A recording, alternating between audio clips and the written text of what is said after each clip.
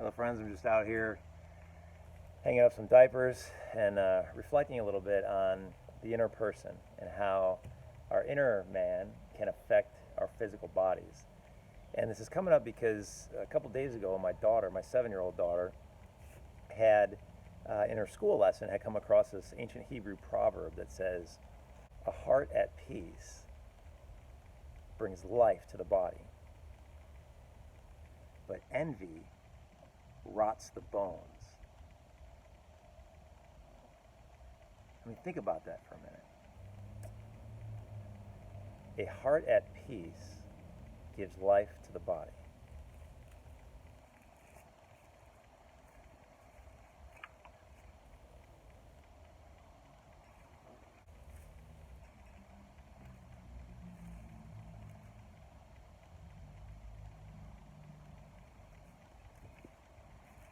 I mean, have you ever experienced that?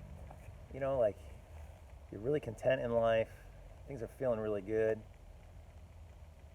You're not looking up and wishing you were somebody else. You're not looking down at others, glad you're you and not them.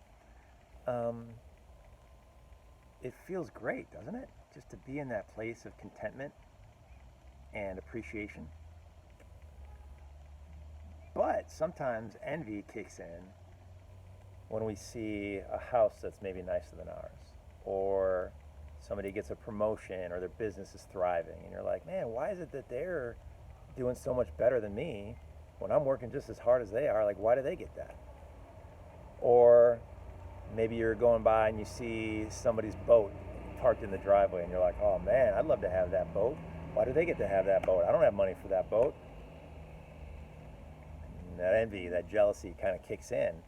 And we know, like, if you Google, jealousy and physical health, or envy and physical health, or anxiety or stress, or, whatever, you start to know and see that it shows that if we've got a lot of internal angst going on, it will affect our physical bodies over the long haul if it's a habitual thing.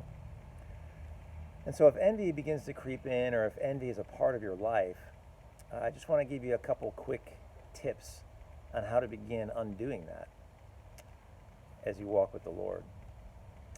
So the first is, as you walk by that house, one of the things that's helped me is to look and be like, okay, maybe they have this nice house and they obviously have money to be able to get a mortgage to buy it, but what about the rest of their life? Like, the fact is, they got problems just like I do.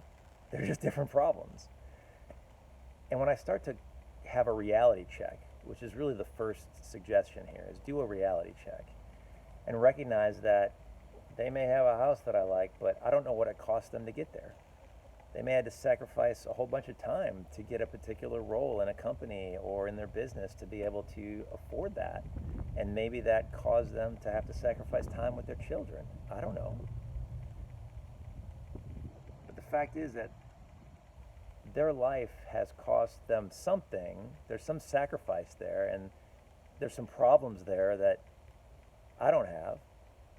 And I've got problems that they don't have. But the thing I like about my own problems is I know what they are, and I know what I need to do to handle them and take care of them. And so all I'm saying is, if you see that boat, you don't know if that was a point of contention between the husband and wife. So maybe now there's this awesome boat this guy's got, but he might have issues with his wife every time she looks at it. I don't know.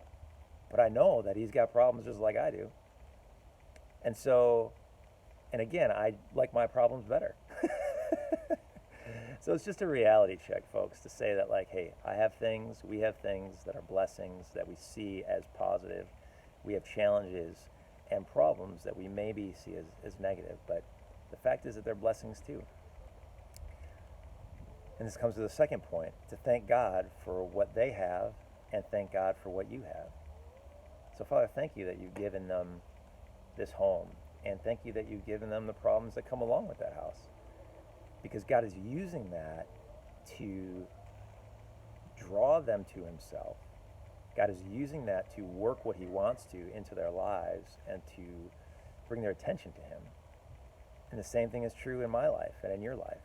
God gives us the things that we see as desirable as a way to say thank you, God, or as an opportunity for us to say thank you so much for what you've given us these desirable things. A roof over my head, a family, good relationship with my friends, whatever it is, whatever you're grateful for. And then also to thank him for the problems, the challenges, the trials, to help grow us, to mature us, to expand us, to bring us into an awareness of his presence in our lives. So, if you're struggling with envy or jealousy at times, knowing that if it was a habitual thing, it could begin to rot away at your bones, have harm to your physical body. Here's just a couple of suggestions that might help you through it. One, do a reality check and realize that those people that have the thing that you want, they got problems too. And they may be problems you don't want.